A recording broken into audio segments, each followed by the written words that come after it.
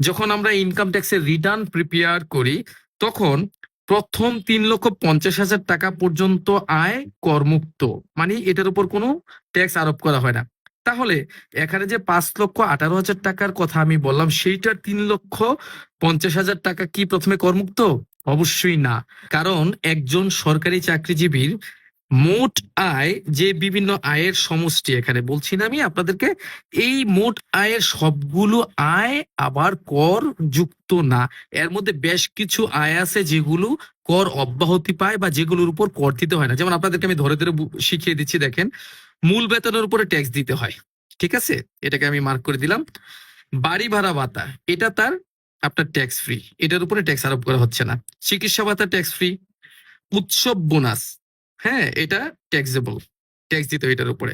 পয়লা বৈশাখ ভাতা, এটার উপর ট্যাক্স দিতে হয় না। এটা কিন্তু সকল সরকারি চাকরিজীবীর জন্য একই নিয়ম। তারপরে শিক্ষা সহায়তা ভাতা, সে যত টাকাই পাক এটার উপর ট্যাক্স দিতে হয় না। উৎসাহ বোনাস, সে যতটুকুই পাক এটার উপর আবার ট্যাক্স দিতে হয়। তার মানে দেখেন, এই এতগুলো আইটেমের মধ্যে, মানে 7টা আইটেমের মধ্যে 3টা আইটেম এর উপর শুধু তার কর আরোপ হবে। তাহলে এই 3টা আইটেমের যোগফল কত দেখেন? 2,40,000, তারপরে আছে 40,000, কত হলো? 2,80,000, তারপরে এখানে আছে 60,000। তাহলে কত হলো? 2,80,000 আর 60,000, 3,40,000। তাহলে আমার এই এক্সাম্পলে 3,40,000 টাকা এই চাকরিজীবীর আয় করযুক্ত। এখন আমরা একটু আগে বলেছি যে প্রথম 3,50,000 টাকা পর্যন্ত তাকে ট্যাক্স দিতে হয় না। এখন এই ক্ষেত্রে এই চাকরিজীবীর যে আয়, করযোগ্য আয়, সেটা তো 3,50,000 টাকার চেয়ে কম। তাহলে তাকে কি ট্যাক্স দিতে হবে? তাকে অবশ্যই ট্যাক্স দিতে হবে না। তাই তার টোটাল ট্যাক্সের পরিমাণ আসবে 0। এখন এইটাকে প্রচলিত ভাষায় অনেকেই জিরো রিটার্ন বলে থাকে। সে রিটার্ন জমা দিবে ঠিকই, কিন্তু তাকে কোনো কর দিতে হবে না।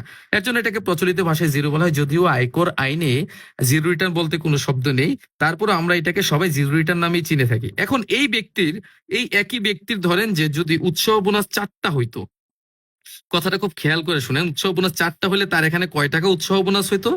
আপনার প্রতিটাই 20,000 টাকা করে। তাহলে 4টায় 4 20 80,000 টাকা হইতো।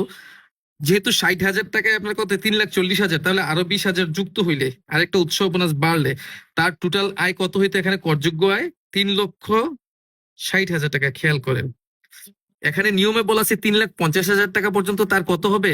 কর 0। তাহলে 3,50,000 গেলে আর কত থাকে? এখান থেকে 10,000 টাকা তার থাকে না। এই পরবর্তী 1,00,000 পর্যন্ত 5%, তাহলে 10,000 টাকার উপর 5%-এ কত হবে বলেন তো? 10,000 টাকার উপর 5%-এ হয় 500 টাকা। ঠিক আছে, তার এই ক্ষেত্রে এই ব্যক্তি যদি 4টা উৎসব বোনাস পায় ওই বছর, সবকিছু তার ঠিক আছে ইনকামের, তাহলে তার কিন্তু ট্যাক্স আসতেছে 500 টাকা। কিন্তু ইনকাম ট্যাক্সে একটা নিয়ম আছে, সেটা হলো কারো কর যদি ক্যালকুলেট হয়, ট্যাক্স আসে হিসাব করে, তাহলে তাকে ন্যূনতম কর দিতে হবে। এবং ন্যূনতম করের পরিমাণ ঢাকা সিটি কর্পোরেশন এরিয়ার ভিতরে এটা 5,000 টাকা। ঠিক আছে, তাহলে তার ট্যাক্স দেখেন 500 টাকা আসলেও হিসাব করে তাকে কিন্তু ন্যূনতম কর বাবদ 5,000 টাকা ঠিকই দিতে হবে। কথাটা বুঝতে পারছেন? এখন আরো একটু বাড়িয়ে বলি আপনাদেরকে, আরো একটু দীর্ঘ করি আলোচনাটা। সেটা হলো যে এই ব্যক্তির মনে করেন করযোগ্য আয়, এখানে আমি কত 3,60,000 টাকা বলছি না? ধরেন হিসাব নিকাশ করে সবকিছু মিলিয়ে তার করযোগ্য আয় হলো 10,00,000 টাকা। তাহলে কিভাবে হিসাব করবেন আমি দেখাচ্ছি আপনাদেরকে। তাহলে করযোগ্য আয় তো আপনারা ঠিক করতে পারবেন, বের করতে পারবেন, তাই না? 10,00,000 টাকা কিভাবে আসলো? এই যে তার মূল বেতন আসলো, তারপরে এই যে উৎসব বোনাস আসবে, তারপরে ধরেন তার উৎসব বোনাস, ধরেন কোনো ব্যক্তির মূল বেতন হলো 50,000 টাকা, তাহলে এরকম বড় অ্যামাউন্ট আসবে না, 10,00,000 টাকা। এখন এই 10,00,000 টাকার উপর ট্যাক্স কিভাবে ক্যালকুলেট করবেন দেখেন। শুধু হিসাব করলেই হলো না, এখানে অনেক যোগ বিয়োগের বিষয় আছে, আমি আপনাদেরকে দেখাই। সেটা হলো যে প্রথম 3,50,000 পর্যন্ত 0 আমি বলেছি, তারপরে 1,00,000 টাকা পর্যন্ত 5%-এ কত হয়? 5,000 টাকা। তারপরে 4,00,000 টাকা পর্যন্ত 10%, 4,00,000 টাকা 10% কত? 40,000 টাকা। কত টাকা হলো দেখেন তো? 3,50,000 আর একে 4,50,000 আর 4,00,000, 8,50,000 হলো। 10,00,000 পর্যন্ত হইতে হলে আরো 1,50,000 টাকা লাগে না? তাহলে এই 5,00,000 তো পুরোটা লাগতেছে না, 1,50,000 এর উপর 15%, 1,50,000 টাকার 15% হলো 22,500 টাকা। তাহলে কোন সরকারি চাকরিজীবীর যদি 10,00,000 টাকা করযোগ্য আয় হয়, মানে মোট আয় না, খেয়াল করেন, মোট আয় থেকে করযোগ্য আয় কিন্তু আলাদা, একটু আগে আমি বলছি, তাহলে তার টোটাল ট্যাক্স হবে এইটা। তাহলে এটা আমি একটু যোগ করে দেখাই আপনাদেরকে। দেখেন এখানে 40 আর 22 কত হলো? 62,500, আর 5,000 কত হলো? 67,000। 500 হলো এই ব্যক্তির মোট কর, কিন্তু কথা হলো এই টোটাল ট্যাক্সই কিন্তু তাকে দিতে হবে না, যদি যদি কি যদি তার কিছু ট্যাক্স বেনিফিট নেওয়ার সুযোগ আছে। আমার এই রিলেটেড ভিডিও আছে, আপনারা জানেন হয়তো।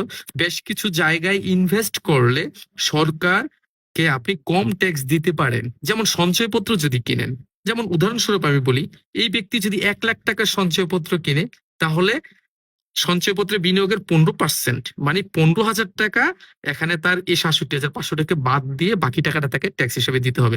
এখন আরো বেশি কিনলে, ধরেন সে 10 লাখ টাকার মধ্যে 5 লাখ টাকারই সঞ্চয়পত্র কিনলো, তাইলে কি 5 লাখ টাকার 15% 75,000 টাকা বাদ দিয়ে তার ট্যাক্স দেয়াই লাগবে না, এরকম কিছু হবে না। এখানে একটা হিসাব আছে, সেটা হলো করযোগ্য আয় যত টাকা, যেমন 10 লাখ টাকা, এইটার 3%, খেয়াল করে শুনেন, 10 লাখ টাকার 3% কত রে ভাই? 30,000 টাকা না? 30,000 টাকা। অথবা আপনি ওই নির্দিষ্ট জায়গাগুলো যত টাকা বিনিয়োগ করছেন তার 15%। নির্দিষ্ট জায়গাগুলো কি কি? যেমন সঞ্চয়পত্র আছে, আপনি যদি ডিপিএস করেন, তারপরে আপনার জীবন বীমায় প্রিমিয়াম যদি বা পলিসি কিনেন, তারপরে সরকারি চাকরিজীবীরা তাদের বেসিকের একটা অংশ ভবিষ্যতের জন্য রেখে দেয় না, প্রভিডেন্ট ফান্ড, এটা সবাই রাখে। সেই বিনিয়োগ তো এরকম বেশ কয়েকটা জায়গা আছে, সেইগুলোতে যা বিনিয়োগ করবেন তার 15%-এ যা হয়, এই যা হয় তা এবং 30,000, এই দুইটার মধ্যে যেটা কম সেটা এখান থেকে মাইনাস করতে পারবেন। যেমন আমি বলে দিই, যেমন এই ব্যক্তি যদি ধরেন যে 3 লাখ টাকা বিনিয়োগ করতে, যেমন 2 লাখ টাকা সঞ্চয়পত্র সে কিনছে আর 1 লাখ টাকা সে প্রভিডেন্ট ফান্ডে জমা করছে, তাহলে তার বিনিয়োগ কত হইলো? 3 লক্ষ টাকা। 3 লক্ষ টাকার 15% কত? 3 15 45,000 টাকা। তাহলে এই দুইটার মধ্যে কম কোনটা বলেন তো, 30,000 না 45,000? 30,000। এখান থেকে 30,000 টাকা আপনি বাদ দিতে পারবেন যদি 3 লাখ টাকা বিনিয়োগ করেন। 3 লাখ টাকা বিনিয়োগ না করে আপনি যদি 2 লাখ টাকা বিনিয়োগ করেন, তাহলে 2 লাখ টাকার 15%ও তো 30,000 টাকা। তার মানে 2 লাখ টাকা বিনিয়োগ করলে আপনি 30,000 টাকা বাদ দিতে পারতেছেন। কিন্তু আপনি যদি 1 লাখ টাকা বিনিয়োগ করেন, তাহলে 1 লাখ টাকা সঞ্চয়পত্র কিনলে 15%-এ কত? 15,000 টাকা না? 15,000 টাকা আসে না? তাহলে এই ক্ষেত্রে আবার 30,000 আর 15,000-এর মধ্যে কম কোনটা? 15,000, তখন মাত্র 15,000 টাকা বাদ দিতে পারবেন। তো এই এক্সাম্পলের ক্ষেত্রে আমি ধরে নিলাম এই ব্যক্তি 2 লাখ টাকাই বিনিয়োগ করছে বা 2 লাখ টাকার বেশি বিনিয়োগ করছে, তাহলে সে 30,000 টাকা এখান থেকে কি ট্যাক্স বাবদ ছাড় পাবে না, কর রেয়াত বাবদ ছাড় পাবে না। তাহলে এই 67,500 থেকে 30,000 টাকা বাদ দিলে কত থাকে? 37,500 টাকা। এইটা হলো এই চাকরিজীবীর আলটিমেট বা নেট ট্যাক্স পেমেন্ট।